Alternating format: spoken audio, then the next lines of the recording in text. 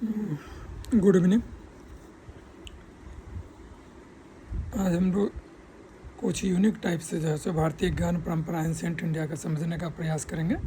इसमें पहले जो सबसे पहले बात करते हैं भारतीय ज्ञान परंपरा के जो है सो स्रोत के बारे में। पहला है वेद, दूसरा है उपनिषद, तीसरा है स्मृतियाँ, चौथा है पुराण। और इसकी जो शिक्षा प्रणाली थी मोस्टली गुरुकुल प्रणाली थी। वैदिक शिक्षा आरंभ करने की आयु मनु के अनुसार, मनु जो हुए उनके अनुसार ब्राह्मण, क्षत्रिय, वैश्य छात्रों का उपनयन संस्कार क्रमशः 8, 11 और 12 वर्ष की आयु तक हो जाना चाहिए। ठीक है ना। अध्ययन की अवधि जो कहा गया वो कहा गया 12, 24, 36 और 48। 48 मतलब 48। इसको फिर से समझ लीजिए। 12, 24, 36 एंड 48 ईयर्स ऑफ एज। ठीक है ना। अध्ययन करने वाले छात्र क्रमशः उस टाइम में जो अध्ययन करते हैं उसको जो है सो जो कहा जाता है वो भी एक अलग टाइप का है। बहुत कम ही आपने सुना होगा, मैं बोल देता हूँ, समझ लीजिए। जो 12 वर्ष में पढ़ता है, समझ गए, तो स्नातक, 24 में वसु, 36 में रुद्र और 48 में आदित्य कहलाता है। ठीक है ना। ये यूनिक फैक्ट्स बहुत कम जगह बोला गया होगा तो अच्छी बात है अगर आप जानते हैं तो। शिक्षण की विधि, प्रमुख शिक्षा संस्कार जो है विद्यारंभ, उपनयन संस्कार और समावर्तन संस्कार, ये कहा गया है। अथर्ववेद में उत्तर वैदिक शिक्षा पद्धति का वर्णन मिलता है। वैदिक शिक्षा संबंधी प्राचीनतम साहित्य क्या है बताइए? प्रतिशाख्य है। तक्षशिला विश्वविद्यालय स्थिति सिंधु और झेलम नदी के बीच में स्थित था। ठीक है ना। उपनाम इसे विद्या की रानी और राजकुमारों का कॉलेज कहा जाता था।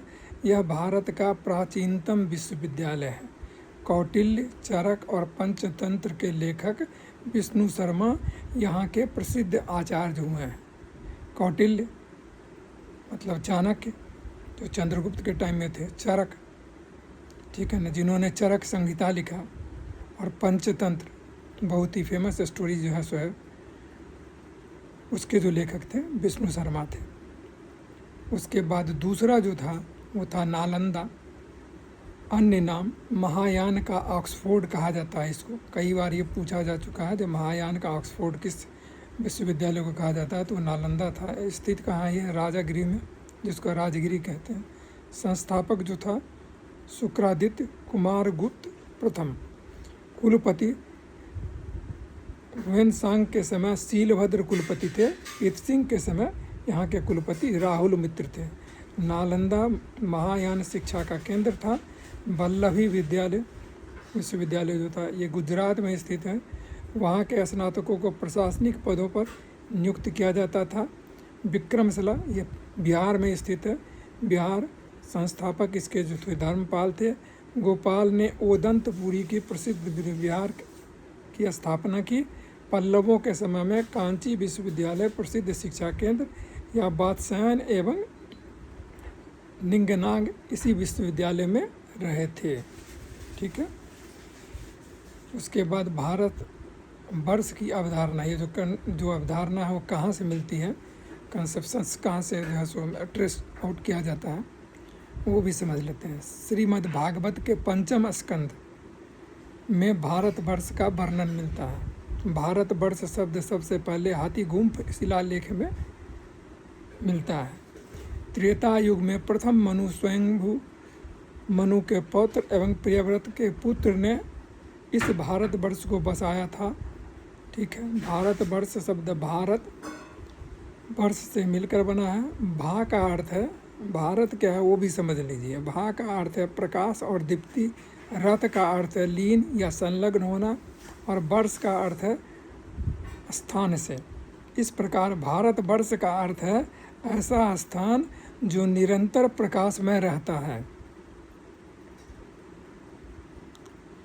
उसके बाद जो है सो हम लोग डिस्कस कर लेते हैं स्वयंभू मनु के बारे में। स्वयंभू मनु के पुत्र थे प्रियव्रत, उत्तानपाद, भक्त ध्रुव के पिता को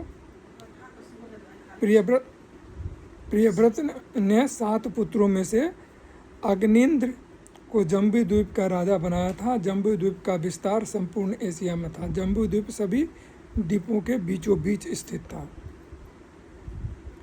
जम्बू द्वीप के 9 खंड हैं, जिसका नाम क्रमशः है इलावृत, भद्रास्व, किमपुरुष, भारत, हरि, केतुमाल, रम्यक, कुरु और हिरण्यमय। इसमें भारतवर्ष ही मृत्युलोक है, शेष देवलोक है। इसके चातुर्दिक लवण सागर हैं। इस संपूर्ण 9 खंड में इजराइल से चीन और रूस से भारतवर्ष का क्षेत्र आता है। अग्निंद्र ने अपने 9 पुत्रों में जम्बू द्वीप का विभाजन किया, जिससे नाभि को हिमवर्ष की भूमि प्रदान की गई। नाभि ने हिमवर्ष का नाम अजनाभ वर्ष कर दिया और नाभि की एक पत्नी मेरु देवी से जो पुत्र पैदा हुआ उसका नाम ऋषभ था। ऋषभ के 100 पुत्र हुए, जिनमें सबसे बड़ा पुत्र भरत था। इन्हीं भरत के नाम पर इस देश का नाम भारतवर्ष पड़ा। ठीक है।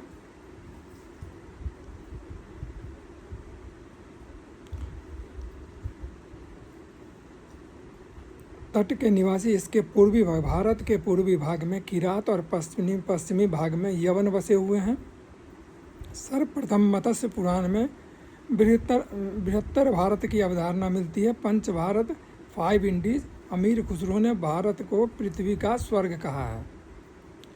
भारत में पुरापाषाण संस्कृति की खोज का श्रेय रॉबर्ट ब्रूस फ्रूट को दिया जाता है। आग का आविष्कार पुरापाषाण काल में, मध्यपाषाण काल में माइक्रोलिथ, नवपाषाण काल पहिए का आविष्कार मेहरगढ़। यहीं से कृषि का प्राचीनतम साक्ष्य मिलता है।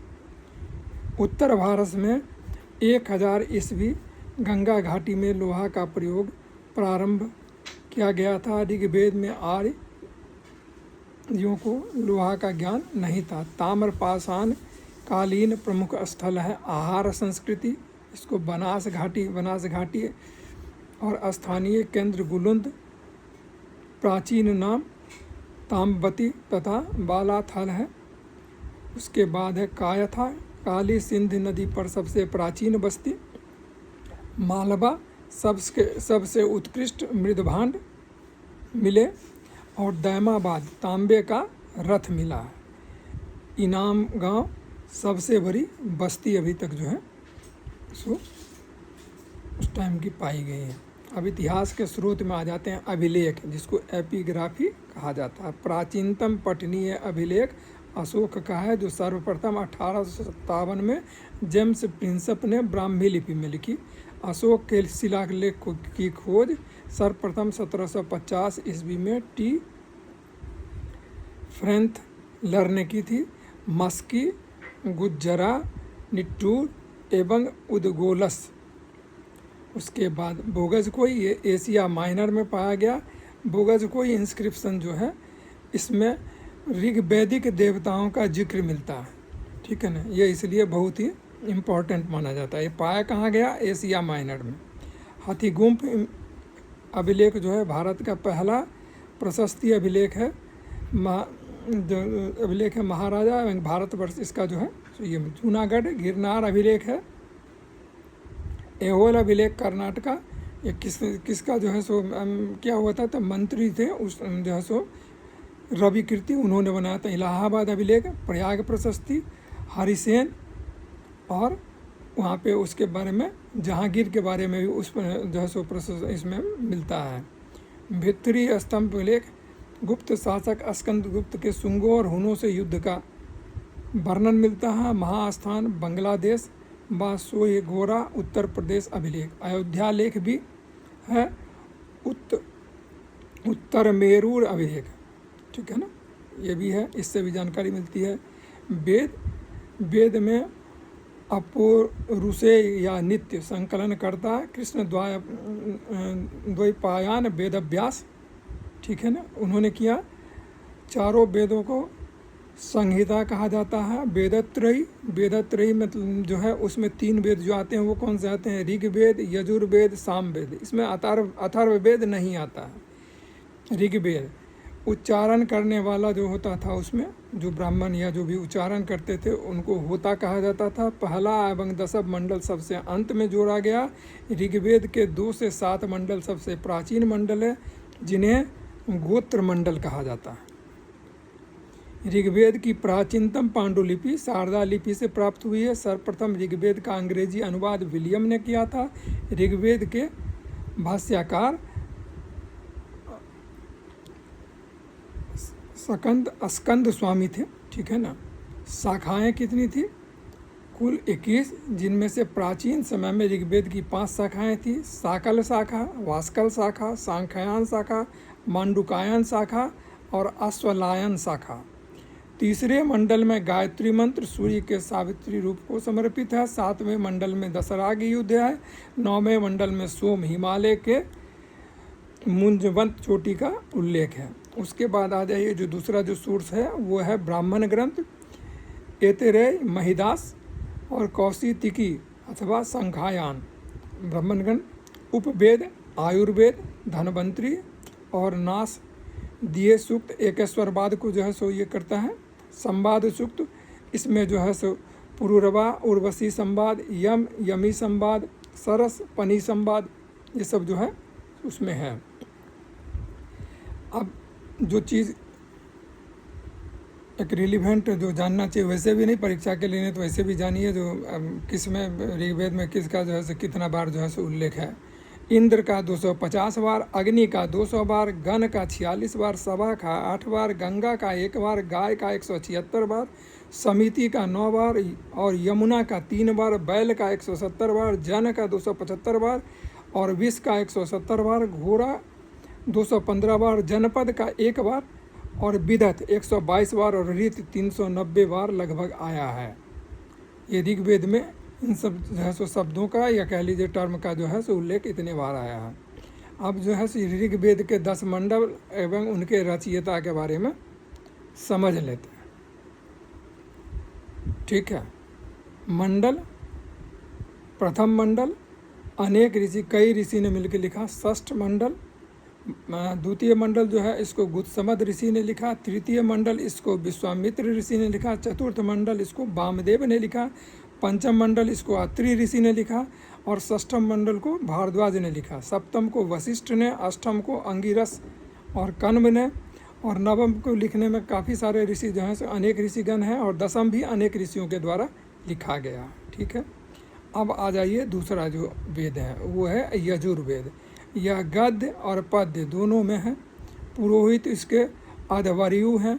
उपवेद इसका धनुर्वेद है। इसके 2 भाग हैं, शुक्ल यजुर्वेद ये पद्य है, इसके जो हैं वाचस्पति संहिता प्लस कण्व संहिता, और कृष्ण यजुर्वेद ये गद्य और पद्य दोनों में है। इसके हैं तैत्तिरीय, मैत्रेयानी, काठक और कठ कपिष्ठल शाखा है। शतपथ ब्राह्मण रचना जो उसका किया था याज्ञवल्क्य और सबसे बड़ा और प्राचीन ब्राह्मण ग्रंथ है। तैत्तिरीय ब्राह्मण, इसमें 5 महायज्ञ एवं 3 ऋणों का उल्लेख है। सदा सत्य बोलो, खूब अन्न उपजाओ, अतिथि देवो भव, ये जो है सो इसमें जो है संग्रहित है। सामवेद ये सबसे छोटा वेद है। भारतीय संगीत का मूल मंत्रों को गाने वाला उदाता व सामग वह ऋग्वेद पर आधारित है। सामवेद के प्रथम आचार्य जो हुए थे वो जैमिनीय थे। सामवेद के कुल जो है सो 1869 ऋचाएँ हैं, जिनमें 75 के अतिरिक्त शेष जितनी भी ऋचाएँ हैं वो ऋग्वेद से ली गई है। यह ऋग्वेद पर आधारित है। सामवेद को ऋग्वेद का उत्तराधिकारी माना जाता है। अन्य नाम वैखानस एवं शर्करा है। अब आ जाइए उसके बाद जो आता है उपनिषद। छंदोग्य उपनिषद सबसे प्राचीन है। कृष्ण को देवकी पुत्र व अंगिरा का शिष्य इसमें इसका जिक्र है। जैमिनीय उपनिषद तलवलकर ये जो है सो है अथर्ववेद। ये जो है उपवेद, ब्रह्मवेद, शिल्प वेद, इतिहास वेद इसके जो हैं सो ये हैं। अथर्ववेद के उपवेद हैं ब्रह्मवेद, शिल्प वेद, इतिहास वेद। रचनाकार अथर्व ऋषि हैं। ब्राह्मण ग्रंथ जो है सो गोपथ है, पाठकर्ता ब्रह्मा है। कांड जो है सो अध्याय इसमें बीच है। मंत्र इसमें 5987 है, 5987, लगभग 6000 जो है इसको माना जाता है। अथर्ववेद के एक पंचांश मतलब 1/5 मतलब 1200 मंत्र ऋग्वेद से लिए गए हैं। सूक्त जो इसमें है 731 है। शाखा इसकी 9 है। इसमें सौनक और पिपलाद प्रमुख हैं। किसके? तो अथर्ववेद के। अथर्ववेद में परीक्षित को कुरुओं का राजा व मृत्युलोक का देवता कहा गया है। कन्या के जन्म की निंदा की गई है। उत्तर वैदिक काल में इस वेद का विशेष महत्व था। इसका प्रतिनिधि सूक्त पृथ्वी सूक्त है। इसमें सभा समिति को प्रजापति की 2 पुत्रियां कहा गया है। अथर्ववेद में उल्लेख है कि युद्ध से पहले मनोभूमि में खेला जाता है, बाद में भूमि में खेला जाता है। मतलब इंसान सबसे पहले युद्ध जो है सो अपने मस्तिष्क, अपने जो है सो दिमाग में जो है सो लड़ता है, और उसके बाद उस रणनीति पे वो जो है सो भूमि पे लड़ता है। इसको बढ़िया समझ लीजिए। एकमात्र वेद जिसका कोई अरण्य नहीं है वो कौन सा वेद है? अथर्ववेद है। यही सर्वाधिक लोकप्रिय वेद है। कौटिल्य ने अथर्ववेद को वेदत्रयी में शामिल नहीं किया है। ब्राह्मण ग्रंथ में राजा परीक्षित के बाद से बिंबिसार तक की घटनाएं शामिल है। शतपथ ब्राह्मण यज्ञवल्क्य और सांडिल्य शतपथ ब्राह्मण के लेखक तथा हरिस्वामी इसके प्राचीनतम भाष्यकार थे। शतपथ ब्राह्मण में 100 अध्याय है। शतपथ ब्राह्मण का प्रारंभ भी सत्य भाषण की प्रतिज्ञा से होता है। शतपथ ब्राह्मण का अंतिम कांड है बृहदारण्यक उपनिषद। याज्ञवल्क्य मैत्रेयी संवाद इसमें सबसे जो है सो पॉपुलर है। विदेह माधव की कथा भी इसी में है। पुरुष मेध यज्ञ का वर्णन, और शतपथ ब्राह्मण में स्त्री को अर्धांगिनी कहा गया है। ठीक है। जन प्लावन की कथा भी इसमें है। उपनिषद भारतीय दर्शन के प्रमुख सूत्र प्लस आत्मा, परमात्मा, मोक्ष एवं पुनर्जन्म के बारे में उपनिषद बताता है। उपनिषद की कुल संख्या 108 मानी गई है, किंतु प्रामाणिक उपनिषद 12 ही हैं। 52 उपनिषदों का फारसी में अनुवाद दाराशिको ने सिर्रे अकबर के नाम से किया। प्रस्थान त्रयी जो है उसमें शामिल है उपनिषद ब्रह्मसूत्र और गीता। ऋग्वेद के उपनिषद हैं ऐतरेय उपनिषद और कौशितकी उपनिषद। छांदोग्य उपनिषद इसे सबसे प्राचीनतम उपनिषद माना जाता है। देवकी नंदन कृष्ण का पहला उल्लेख छांदोग्य उपनिषद में मिलता है। सर्वप्रथम अहिंसा शब्द का अहिंसा का उल्लेख छांदोग्य उपनिषद में मिलता है। 3 आश्रमों गृहस्थ, वानप्रस्थ एवं ब्रह्मचर्य का उल्लेख इसमें मिलता है। सत्यकाम जावला कथा ये भी छांदोग्य उपनिषद में ही है। आत्मवश्य वानर जो विद्या है उसके बारे में भी छांदोग्य उपनिषद में ही मिलता है। यजुर्वेद के जो उपनिषद हैं वे हैं श्वेतेश्वर उपनिषद, मैत्री उपनिषद, ईशोपनिषद इसमें आत्महत्या को घोर पाप कहा गया है। कठोपनिषद इसमें नचिकेता व यम संवाद है। और बृहदारण्यक उपनिषद सबसे बड़ा उपनिषद है। इसमें गार्गी और यज्ञवल्क्य का संवाद है। ये विश्व प्रसिद्ध संवाद है। इसमें जो है सो बहुत जो गूढ़ रहस्य है उसका जो है सो ये किया गया है। जावलो उपनिषद चारों आश्रमों का जो आप लोग सुनते हैं ना, जो 4 आश्रम है, ठीक है ना, तो वो 4 आश्रम का जो उल्लेख है वो यहीं मिलता है। ठीक है। पहली बार कहाँ मिलता है? जावलो उपनिषद में। ये सिविल सर्विसेज में 80 से 90 के बीच में कम से कम 3 बार पूछा गया हो। अथर्ववेद के उपनिषद मुंडक उपनिषद, सत्यमेव जयते एवं यज्ञ एवं टूटी हुई नाव, मांडुक्य उपनिषद आकार में छोटा है। उसके बाद आ जाइए वेदांग। वेद को समझने के लिए 600 से 200 ईस्वी पूर्व के बीच सूत्र शैली में 6 वेदांग की रचना की गई। वेदांग वैदिक साहित्य का भाग नहीं माने गए हैं। पुराण, न्याय, मीमांसा और धर्मशास्त्र का उपांग कहा जाता है। 6 वेदांग का नाम क्रम से विवरण सर्वप्रथम मुंडक उपनिषद में मिलता है। वहाँ उसे अपरा विद्या में शामिल किया गया है। वेदांग क्रमशः है शिक्षा, कल्प, व्याकरण, निरुक्त, छंद और छठा ज्योतिष। शिक्षा प्रथम तथा ज्योतिष अंतिम वेदांग है। प्रमुख स्मृति ग्रंथ स्मृति उत्तर वैदिक कालीय शास्त्रीय संस्कृति साहित्य का संग्रह है। इसमें वेदांग, स्मृति, धर्मशास्त्र, षड्दर्शन, पुराण, इतिहास, उपवेद और महाकाव्य सम्मिलित हैं। धर्मसूत्र से स्मृतियों का विकास हुआ है। 200 ईस्वी पूर्व में धर्मसूत्र का स्थान स्मृतियों ने ले लिया। जहाँ धर्मसूत्र गद्य में है वहीं स्मृति ग्रंथ पद्य में है। विष्णु स्मृति अपवाद स्वरूप गद्य में है। मनु स्मृति की रचना का जो माना जाता है ये मौर्योत्तर काल में हुई है। याज्ञवल्क्य, नारद, पराशर, बृहस्पति एवं कात्यायन स्मृतियाँ गुप्त काल की हैं। देवल स्मृति की रचना पूर्व मध्य काल में हुई है। मनु स्मृति सबसे प्रसिद्ध और पहली स्मृति मनु स्मृति है। मनु स्मृति को मानव धर्मशास्त्र भी कहा जाता है। मनु स्मृति में 12 अध्याय और 2694 श्लोक हैं। भारुचि, मेधातिथि, गोविंदराज, कुल्लुक भट्ट एवं सर्वज्ञ नारायण जो है सो नारायण है। मनु ने दासों का 7 प्रकार का विवेचन किया है। नारद स्मृति विष्णु स्मृति में सती प्रथा का उल्लेख मिलता है। पराशर स्मृति इसमें कृषि को ब्राह्मण धर्म की वृत्ति बताया गया है। और औसनस स्मृति ठीक है ना है। उसके बाद जो देवल स्मृति है उसमें समाज बचाइए ऐसा कहा गया है। महाकाव्य वैदिक और बौद्ध युग का मध्यकाल।